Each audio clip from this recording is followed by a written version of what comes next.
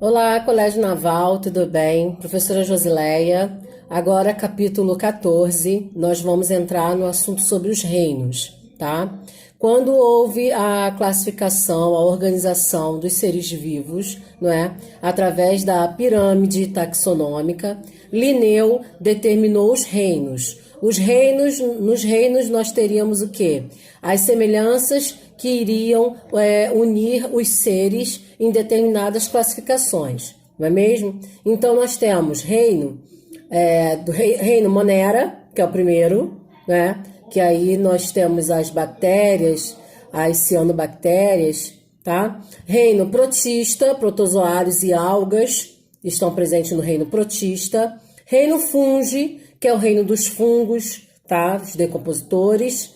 Reino plantae, essa nomeação, né? Nós falamos dessa forma porque a gente segue aí a regra taxonômica, que é em latim, e reino animalia, que no caso são os animais, tá?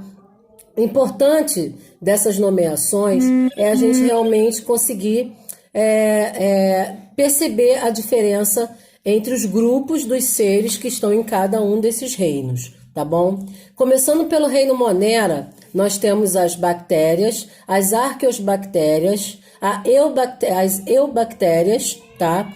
Que são todas formadas por organismos unicelulares. Esses organismos unicelulares possuem uma única célula, tá? E estão aí agrupados nesse mesmo reino por conta dessas características, tá? Na apostila de vocês têm a classificação dos reinos, mas no primeiro momento já fala sobre o reino Monera, tá? Mas antes de chegar no reino Monera, você tem a parte já toda explicada sobre a classificação de todos esses seres, tá? Como eu já havia falado, né? Antecipei. Reino Monera, procariontes e unicelulares, protistas, eucariontes e pluricelulares. Vamos lá, relembrando. Eucariontes e procariontes. Procariontes, seres que possuem células que não têm o envoltório nuclear. Não possuem membrana nuclear. Aquela membrana que recobre todo o núcleo e faz com que o material genético fique preso, tá? Então o material genético ele fica espesso, ele fica todo espalhado dentro da célula, tá bom? Essas são as procariontes. Relembrando, né, pessoal, que isso é um assunto de 7º ano, tá? Um assunto muito fácil. Agora, as eucariontes, todas as células que possuem esse envoltório, que possuem esse núcleo fechadinho, organizado, tá? Nós temos aí de eucariontes os protozoários, os animais, as plantas, todos são eucariontes, tá bom? Então vamos lá. Na página 20, classificação, reino Monera, protista, como eu já falei, protistas, protozoários, que são seres vivos de vida livre ou parasitária, podem ou não causar doenças aos seres vivos, tá? Nesse caso aqui de protista, nós também temos as algas multicelulares. Então, protistas são eucariontes e unicelulares, tá? Agora, algas unicelulares, ok? Fungi, eucariontes e heterotróficos. Eucariontes possuem núcleo, heterotróficos dentro daquela nomeação de autotróficos e heterotróficos. Os autotróficos são aqueles que produzem seu alimento.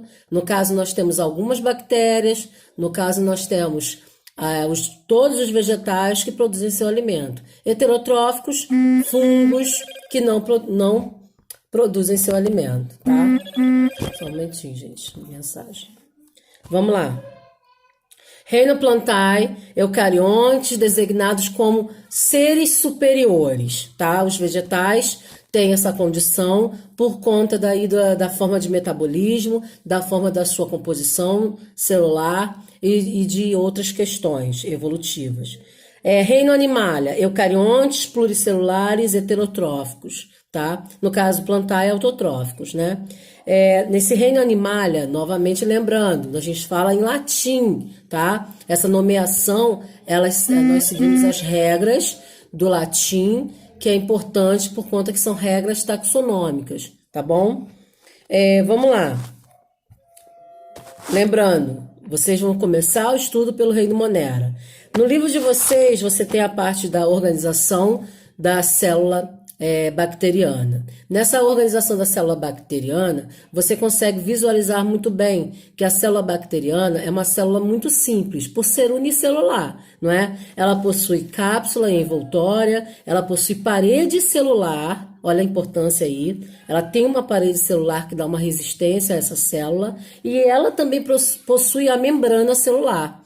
Logo, após a parede, você tem a membrana, que está bem mais próximo do citoplasma, tá? Citoplasma, que é onde a única organela vai ficar mergulhada. No caso, a organela que a gente comenta, que eu estou me referindo, é o ribossomo, que é aquele que sintetiza a proteína, tá bom? E o material genético aí da bactéria, tá bom? Aí você tem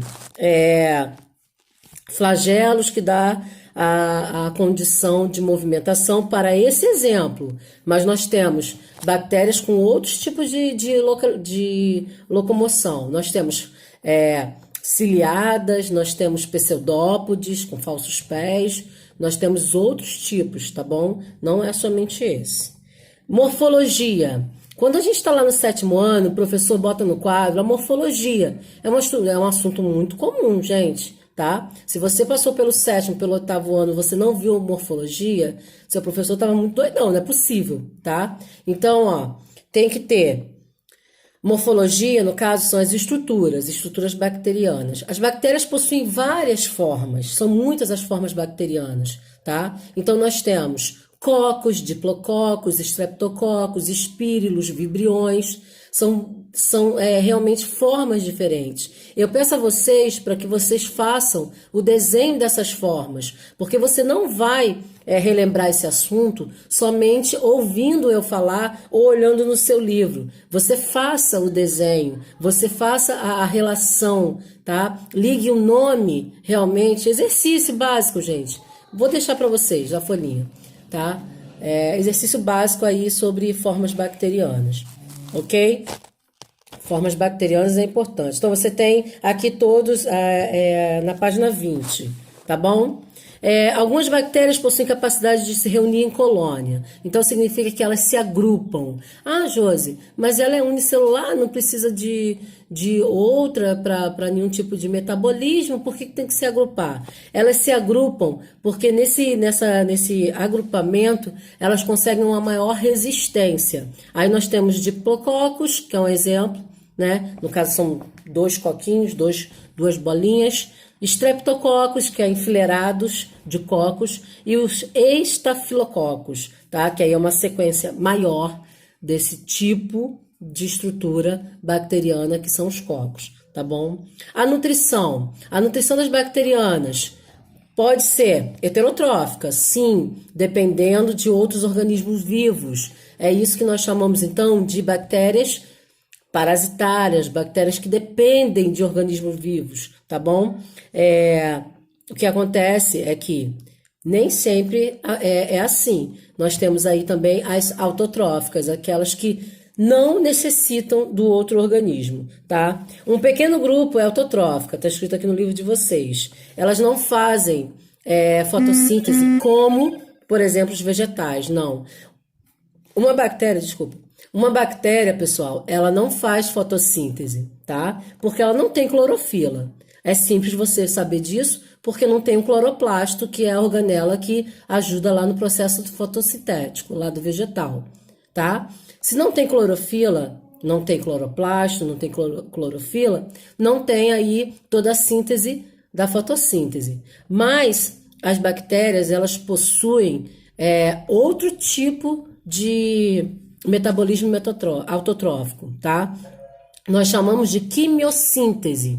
O que se refere a isso, Josi? Simplifica pra gente. Quimiossíntese significa que através de compostos químicos, tá, existentes dentro da estrutura bacteriana, ela consegue, tá, fazer um processo que haja um processo químico onde essas estruturas vão fornecer energia para ela, tá? Então aqui para vocês têm bem explicadinho, nem tá tão explicadinho assim, através da quimiossíntese, mas eu passo para vocês também o esquema da quimiossíntese que é algo aí de bioquímica bem mais para frente do estudo de vocês, tá bom? Reprodução.